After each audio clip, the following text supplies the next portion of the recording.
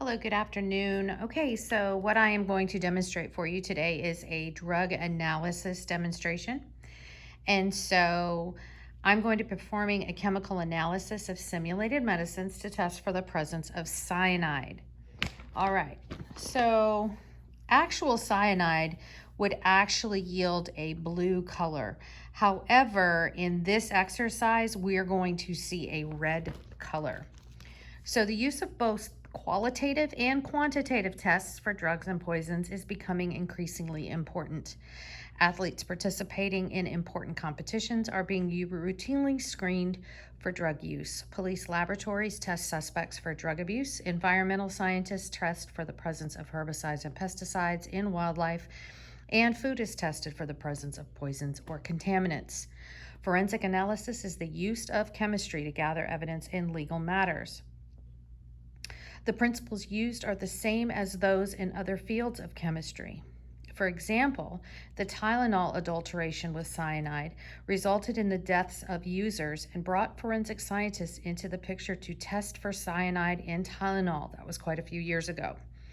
This exercise is presenting a modified version of that same procedure used in this investigation. However, again, typically the reaction that we would see would be a blue color, but for our purposes today, we are actually going to see a red color if the result is positive for cyanide.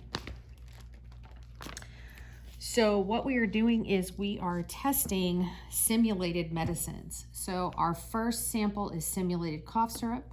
Our second is simulated sleep aid. Our third is simulated mouthwash. And our fourth is simulated cold medicine.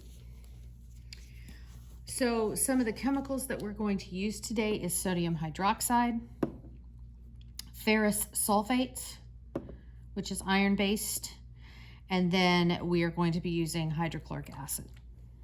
Okay, so for the procedures, we're going to start with test number 1. We're going to be annotating on our lab sheet here the color after mixing. And then remember, if we see a red color, that's going to indicate that the actual medicine is positive for cyanide. So the first step is to add 1 drop of the sodium hydroxide.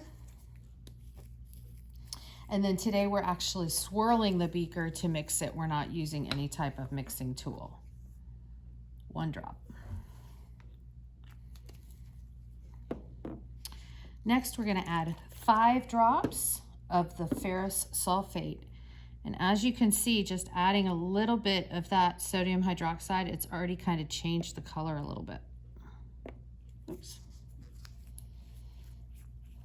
All right, 5 drops of the ferrous sulfate.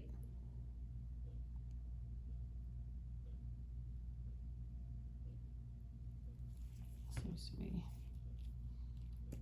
clogged up here at the top.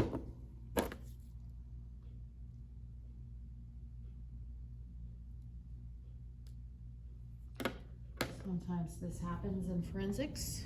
Things don't always work the way they're supposed to. Excuse me while I unclog this little dropper.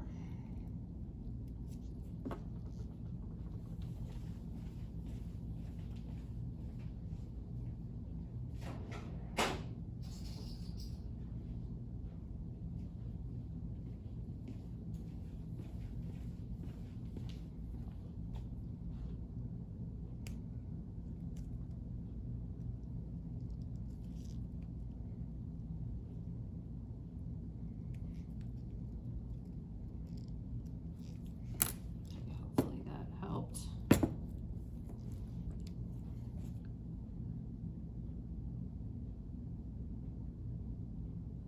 Two. Oh,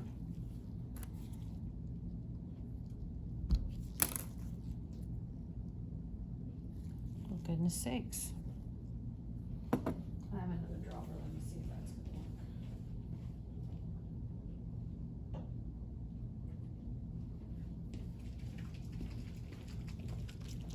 work. Sorry about that. We have 2 drops in there.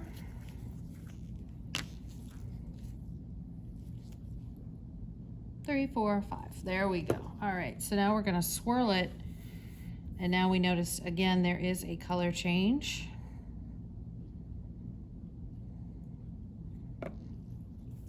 All right, and then the final step is to add 5 drops of the hydrochloric acid.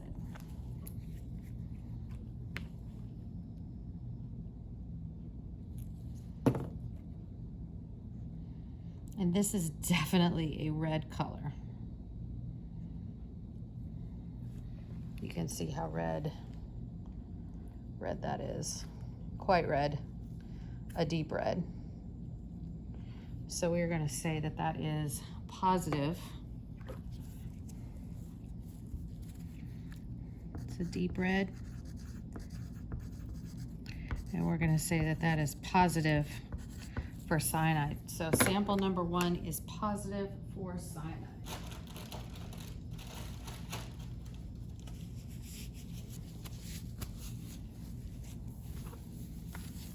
Okay. All right, sample number 2. Hopefully we won't have the difficulties with this one. Sample number 2 is the simulated sleep aid. All right, so 1 drop of the sodium hydroxide. 1. Swirl it around. Don't really see any color change. 5 drops of the ferrous sulfate.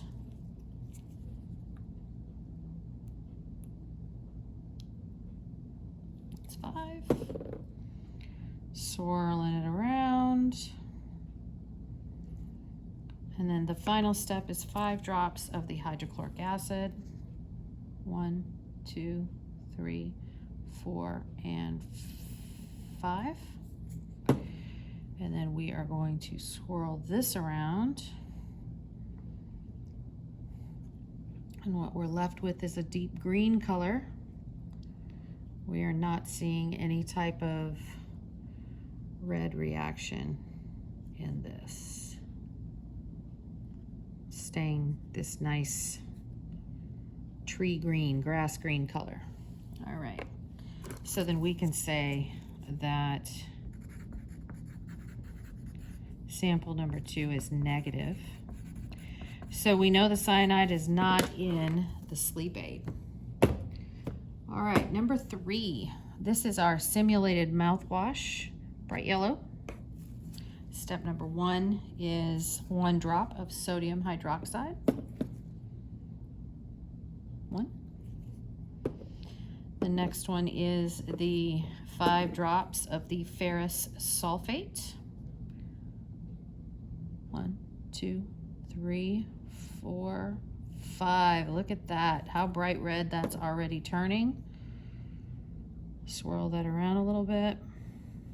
Interesting. And then the final step is the hydrochloric acid, the 5 drops. So 1, 2, 3, 4, and 5. And big time change. You can see how red that is in color. So then we can say that our simulated mouthwash contains cyanide. All right, so that's a deep red, and we are going to say that that is positive. And we still have one more substance to test. This is going to be our simulated cold medicine. It's this bright green color. Again, for step 1, we are adding 1 drop of the sodium hydroxide. 1 drop of the sodium hydroxide. 1. We are adding 5 drops of the ferrous sulfate. 1, 2, 3, 4, and 5. And then finally, we are going to add, swirling that around to mix it a little bit. And then finally, we are going to add our hydrochloric acid. So that's 5 drops. 1, 2, 3, 4, and 5. And it is staying this lovely green.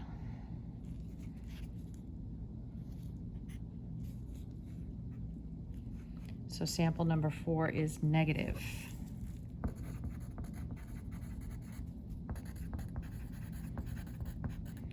Okay, so that concludes our lab. These were the results. And thank you for joining.